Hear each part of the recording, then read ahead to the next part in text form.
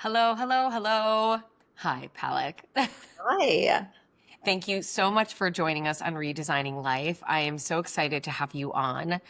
I am excited about this conversation because what you stand for is something that I'm trying to implement in my own life. So we'll get to that in a second. But before we get started, can you tell our listeners a little bit about your background and your book and all of the things? Yes, thank you so much for having me on, Sabrina. I'm excited about this chat. So, essentially, I'm on a mission to help women live more fulfilled lives. And I do that through making sure that they have enough in person connection, that they're experiencing things in real life through meaningful experiences, and that they're being mindful of their digital habits just because of the digital era that we live in and how much it is a part of our day to day lives. So, I actually come from a 10-year corporate career background. And 7 years ago, I launched my own company, Imberia, and it essentially helps women do all of these things. And now it's evolved into a social club. I launched the book Beautiful Everydays earlier this year. And my entire ethos is just wanting women to feel more fulfilled in their day to day lives. Okay, so with that said, I feel like more than ever because of social media, because our phones are always attached to us. I mean, there are companies that make chains so that it actually is chained to your body. It's impossible to disconnect. But I've noticed in my own life, especially last year, I went on a 7-day retreat where they took away your phone. Mm. And for the first time in years, I got to listen to my own gut and my own self and intuition.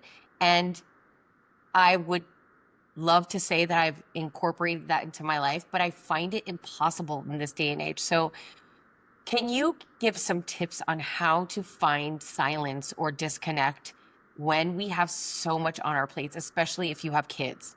Yeah, absolutely. I love that you had that experience though, because you know what it's like when you have that feeling. And that's the key, because when you do have days off where you do that, you come back thinking, how can I get this in my everyday life? And how do I incorporate it into my day to day? I actually want to say that the issue that we're having now is we're sort of part of this experimental era of people that, phones haven't been around that long. Uh, Apps haven't been around that long. And so we're going through it and learning it as it's happening, which is sort of akin to when cigarettes were able to be smoked anywhere on airplanes, restaurants, all of that. And over time, there were guidelines in place and rules and regulations, and there was more safety warnings about the negative effects of it. So I kind of compare it to that we are unfortunately in the space where there aren't as many guidelines yet. I think it will happen eventually, and we're seeing it with kids in school and a lot of those discussions that are being had. But in terms of how to do it right now, it unfortunately it does fall on us as the consumers to take it in our own hands and take back the control. And we have to do that through little habits every single day that will stack over time. The same way that you would when it comes to your physical movement routine and being at the gym, the same way that you would when it comes to healthy eating. It is one of those habits that you have to take it upon yourself if you want to see any change happen. Okay, so when you have a full-time job and you have a child or children and pets and partner and just a million things that are pulling you in every direction and there aren't enough hours in the day to get all of it done, how do you physically put your phone down when you know that there's your to-do list is still a mile long?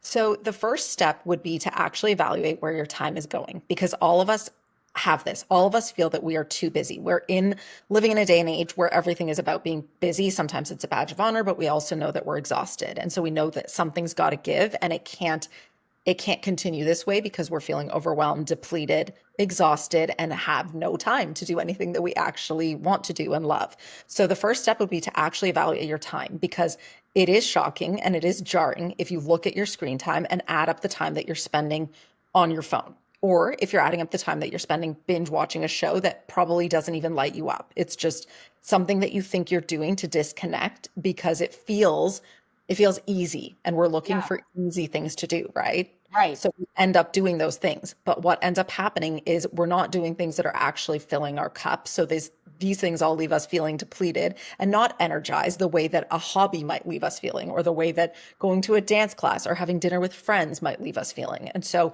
the first step would be to evaluate your time and actually get a real picture of where your hours are going. There will Okay, wait, always, hold on. Let's stop for a second there yeah. because I just had wow, because I am so busy these days working on one specific project. It's a temporary busy, but it's really crazy. And so to unwind, I'll listen to true crime podcasts because I don't want to do self-help, which is my normal like audible.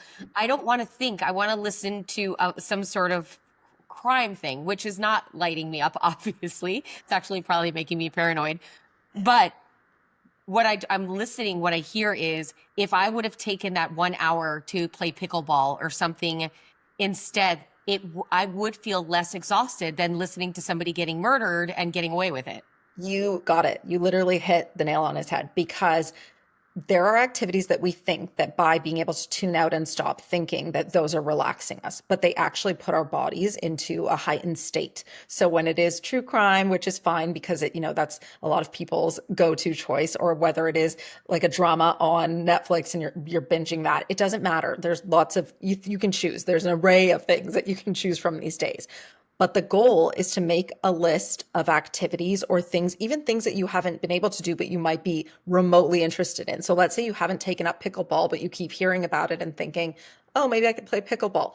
If you're remotely interested in it, add it to the list if you think that it could be something that might light you up in some sort of way. And the goal is to have this go-to list of things that actually make you feel good and leave you feeling re-energized, re-inspired, motivated, calmer, like your nervous system's more regulated because you're doing something that's filling your cup rather than depleting you. And when you do find time in your schedule or you make time for those things, you're going to see that you're actually inherently more productive at work. You're able to accomplish more in less amount of time because you're filling your cup from a personal standpoint. So now your overall well-being is being looked at versus feeling like you're constantly on this hamster wheel that you can't get off of.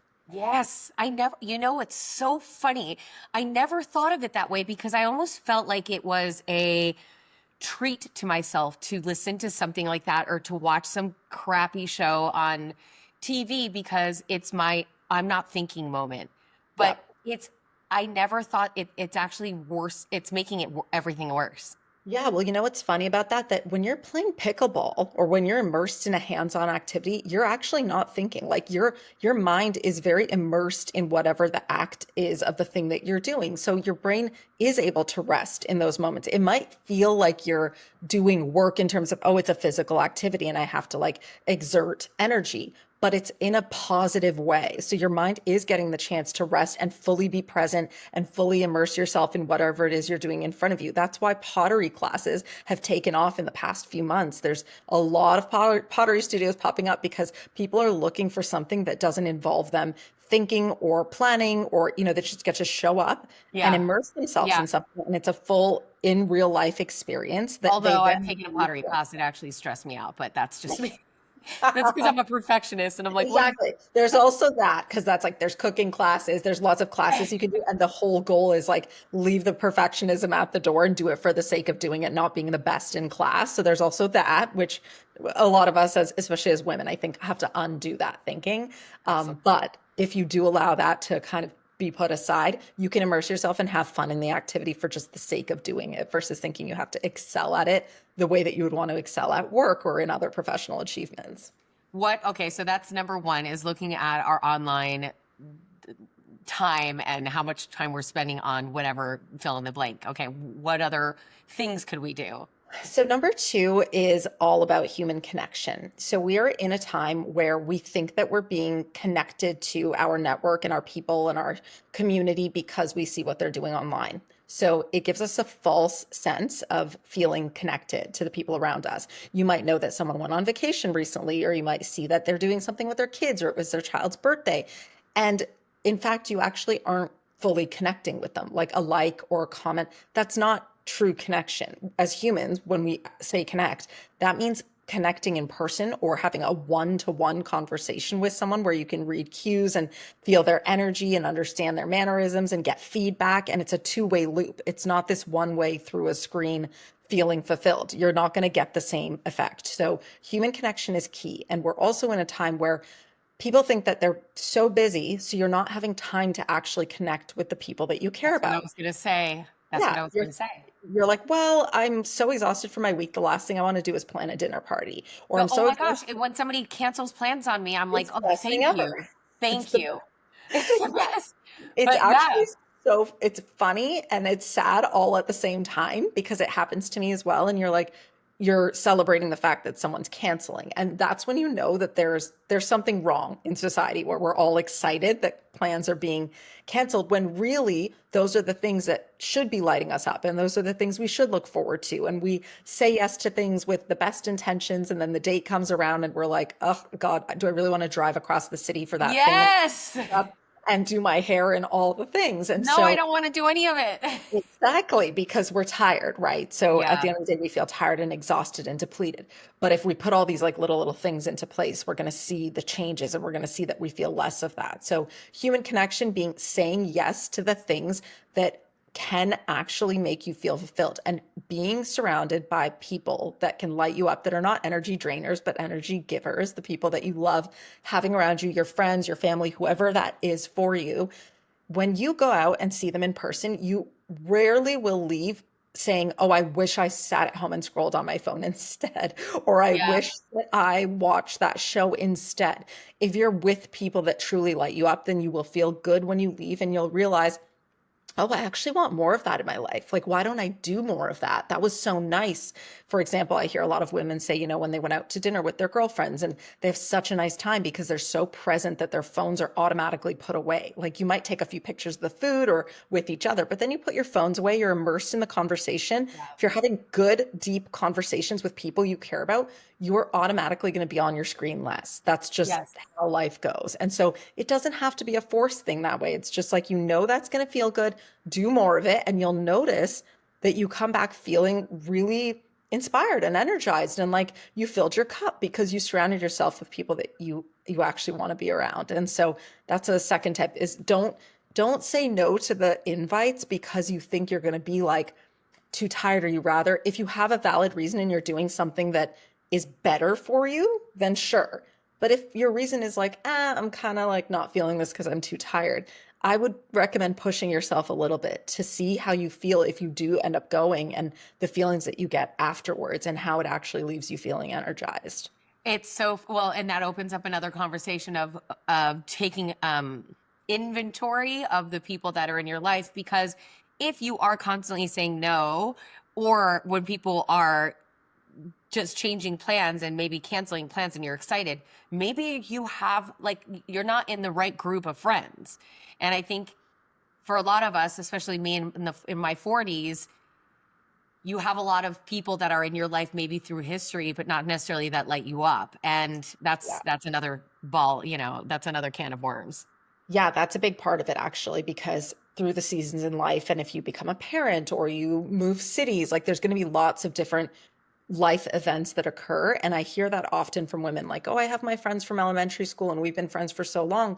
But then they hang out with a new group of women that might inspire them from like a business standpoint. And suddenly they're like, oh, this feels really energizing. I'm no longer like just gossiping about all the Gossiping. people that we know. Yes. Yeah. It's like more like, oh, now I feel inspired. I want to take action. Oh, I want to try this new thing that I heard about tonight. So it is really important to sort of broaden your circle and be open to new connections to see where they can fill gaps in your life that are happening for you. Yeah, absolutely. Okay, so that's number one. Number two, what's next? The third one is all around healthy digital habits and just having that sort of control around, and it's self-discipline, it's willpower, it's all of these things because there is no one that's going to come and tell us, hey, put your phone down. Like it has to be you wanting this for yourself because you want to live a life that feels more fulfilling than the time that you're spending potentially on a screen. And look, there's a time and a place for it. We all do it. Tech is a part of our day to day. It's impossible to say, oh, I'm going to like run off to the forest and do a digital detox for 3 months and still be able to work and make a living. Just doesn't happen anymore. So I know that people think that you can really only go so extreme. It's like I can only have Instagram or I can completely not be on it. It's like there has to be a happy medium there. It's about finding the happy medium for you. So for me, that means I absolutely notice and I know when I wake up in the mornings, if my phone is the first thing I look at, it absolutely affects the way that my day goes. I just feel a bit more frantic. My energy's a bit off. I'm like worried about what I'm consuming. If an email came through that I'm thinking about, So it's just a non-negotiable for me to like, even if it means waking up earlier, carving out that time for myself before I touch any of my How devices. So long? How long do you go? mine's actually pretty long. I do about an hour and a half to 2 hours before I touch anything. And that's me waking up early enough to say, I'm going to fit in a workout. I'm going to walk my dog with my husband. I'm going to make a smoothie. I'm going to drink my lemon water, like things that just light me up in the morning to make me feel good. I don't have to do all those things every day. I'm also not someone who's like, I don't need a strict routine. I'm very intuitive with myself. And so one day I might be feeling Pilates or yoga. One day I'm like, oh, I'm going to do a HIIT workout because I need to like burn off some energy and sweat. One day might be a slow walk for an hour just because I want to be out in nature more and I know I have a meeting heavy day. So I'll typically do that in the mornings. And then after I feel like I've like filled my own cup and nourished my well-being, then I'll be like, okay, I'm sitting down to work for the day. And when I sit down to work, that's when I'm touching my tech because then it's all a part of that system of work. When we were going into offices, years and years ago, even before, not just before the pandemic, but if you look back to like 40 years ago, when you didn't have cell phones, you would have a train ride to work, or you would be just like commuting without all of this noise coming in at you. And you had that space and Yeah. the mental freedom to think and to let yourself be creative and allow your thoughts to run wild and just go from place to place without consuming. So, my number one rule for the mornings is just allow yourself to be. And then when you do get on your phone, try to create before you consume. So if you are posting or you need to be doing stuff, before you let energy kind of impact you on what other people are posting, do your best to get your creation out first before you like ingest all of this other stuff that might affect the way you feel about what you're putting out in the world. Ah, it's just for me. Well, okay, so I'm a business owner and I'm also in a occupation that there are no, it's not a 9 to 5, right? So I have that on top of having an 8-year-old on top of, on top of. So yes, that sounds fantastic, but I also need sleep. So I'm like, I don't want to wake up an hour and a half before my alarm goes off just so that I can just sit in a room. But I also, it's so weird because I'm talking to you and then I also understand how important meditation is and how important being quiet is for your mental health. It's like this dance that we're all trying to do that sometimes seems impossible.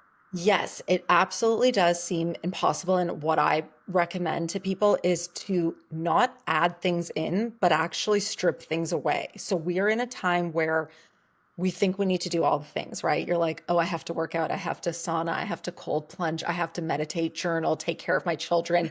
All, Like it's all all of the it. things, have a social life, work, all the things.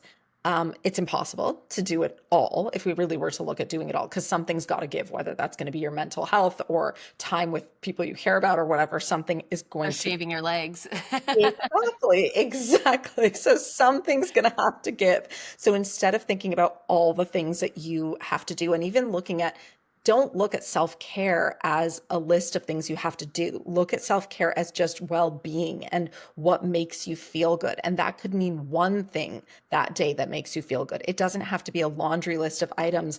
That we're checking off the way that we would check off a work to-do list. Like for me, as I said in the mornings, I'm not doing all the things. I'm reflecting and saying, do I have like 5 minutes right now? Does that mean that I want to like journal, or do I want to just listen to a quick meditation? Or maybe I'm just like playing some affirmations in the background while I get ready. And it might just be that, but it's something and it's a little habit. And as we know, habits stack over time and you start to notice when you're not doing them that you don't feel as good. And so it's a habit just like brushing our teeth. We brush our teeth and we know that if we didn't, we wouldn't feel good. So we do it. Yeah. The Yeah. same thing can happen with little wellness hacks and habits. You don't need a 10-step morning routine. You don't need a 20-step evening routine either. Like you absolutely do need good sleep and nourishing foods and movement and the basics of just being a human and what makes us feel good. But you don't have to add all those things in. And I also wanted to touch on your point about feeling like, it's not a 9 to 5 job. When you own a business, you can be tethered to your phone and to your email and all that literally 24/7. And so it is hard to turn it off. But if you are creating content for your business, my tip with that would be carving out separate times throughout the day to do different activities on social media, because social media is now just a virtual world, right? Like we're living in the real world, and then there's various activities we can do on social media, which involves maybe sending someone a DM, liking people's posts, scrolling through your feed, looking at stories, posting content. There's so many activities that you can do on in that space, in that virtual space. So carving out different times of the day for different purposes will allow you to be more intentional with the time that you're spending there. It's like saying that you go somewhere physically and you have a list of like 30 things that you want to do when you get there. It's very confusing and you don't know where to start and where it will end because you just are running through this sort of loop. On social media, if you know that you're going to go on with the intention of posting, allow yourself to just post and then get off for a bit and take a break. And then when you know you want to connect or you're trying to find someone to collaborate with, or you're doing some research for something and you need to look up a few accounts, carve out time to do just that. Like if you're actually breaking down the activities, you won't feel as bad when you go on because you'll know exactly what you're there for instead of ending up doing something completely different that wasn't tied to the initial thing. And that's what leaves you feeling like, oh my God, where did 2 hours just go? I just like spent 2 hours doing nothing. What did I do with my Yeah. time? Yeah, it also bleeds into discussing boundaries Yep. and create, like last night, I'll give you a perfect social media turns you into this guilty parent that turns you into like this go-getter. But so a friend of mine posted that she had set up this cute little movie party for her kids. And then I realized that I've been working so much that I told my daughter that we would watch a movie together. And then we're watching the movie and I'm on my phone because I'm working on a project that starts next week. So she had to say, Mom, I heard, I'm like, Mom, get off your phone. And I'm like, my 8-year-old's telling me that, like that, it Oh, felt like she stabbed me in the heart. yeah. And it's like, yeah, you're right. There has to be boundaries of it doesn't, it's going to have to wait. Some things are just going to have to wait. And the thing is, social media and our phones make us feel that everything needs to be urgent. So it's very easy to fall into that trap that it needs to be answered right now. But if you actually are mindful and noticing and assessing, you'll realize absolutely it can wait. It can wait till tomorrow. It can wait till an hour from now. It can wait. It's very rarely, unless you're saving lives, it's very rarely as urgent as we make it out to be. And I know there's so much pressure just from a work standpoint. Like we're putting this pressure on ourselves. There's external pressure, there's societal pressure. Like there's so much pressure. But if we take a step back and look at it from like this bigger picture universe standpoint, like we are just a little blip in all of it. And we really got to get our perspective back because we're in it right now. And it feels like a tornado for most people. It's just a flurry of things constantly coming at us. And until we're able to take a step out of it, only then can change really start to be implemented to get our control back of our time and our lives.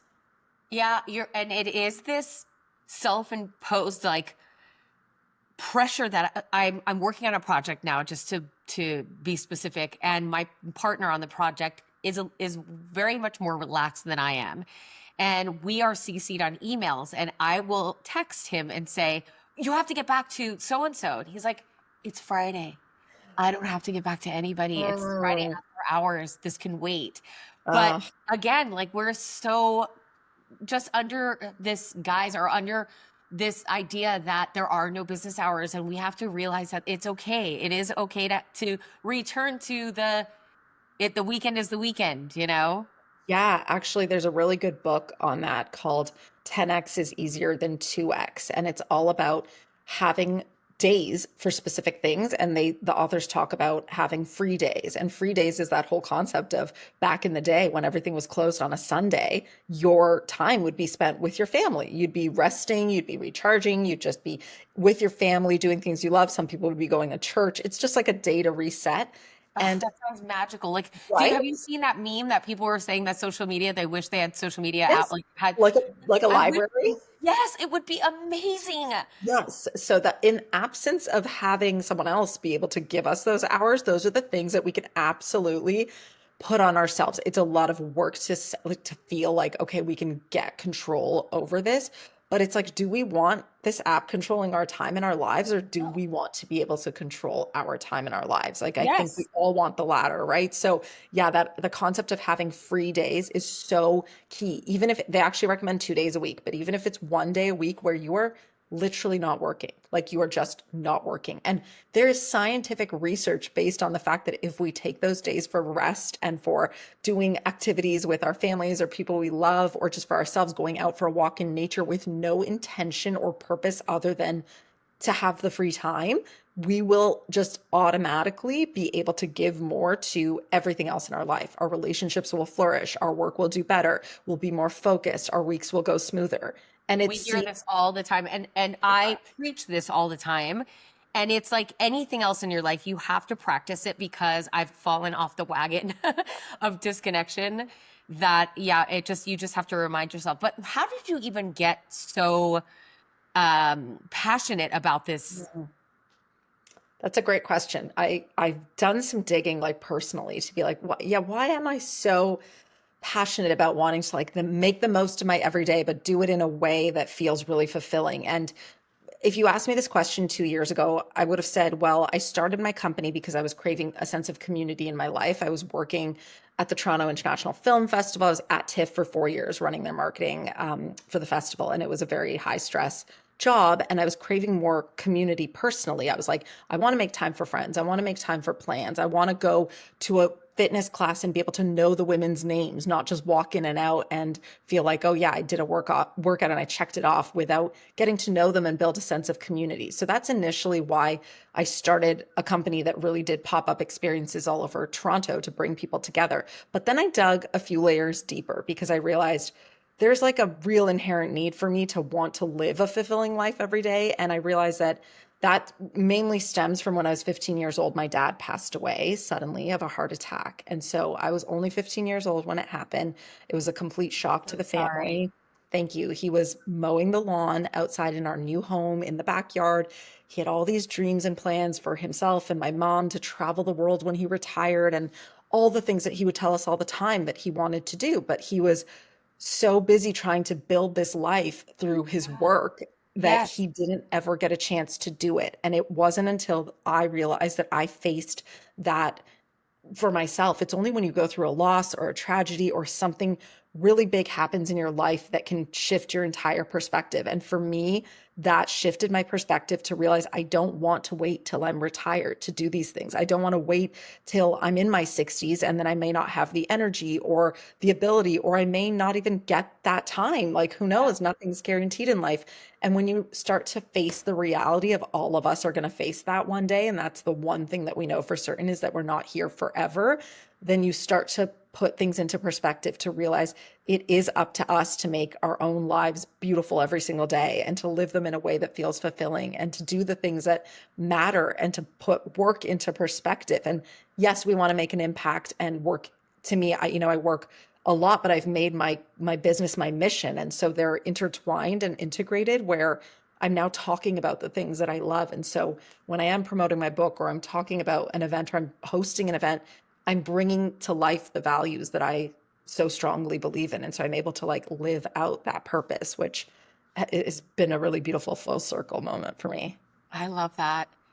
You're absolutely right. Sometimes it takes horrible things and big tragedies in your life to put everything into perspective. But I love that you are making that your mission in life and helping other people kind of take a beat. Thank you. And I don't want people to have to face those tragedies to like learn those lessons. And that's exactly why I communicate the message. Cause I'm like, I don't want you to have to go through a loss or something tragic or somebody gets sick for you to stop and realize, oh, when life is paused, that's when I'm actually dealing with the real things that happen in life, because real stuff comes up that matters so much more than the email that is waiting to be answered. 100%. Thank you so much, Palak. I am, for anybody listening, in the show notes, I will have her Instagram, your website, also a link to her book, which is Beautiful Every Days. And you'll have all the contact for you to get in touch with you, or even pick up your book, which I look forward to reading, because Lord knows I need this in my life more than ever. But I Oh, appreciate, thank you so much for your time today. oh, thank you, Sabrina. I love chatting with you. Thanks so much.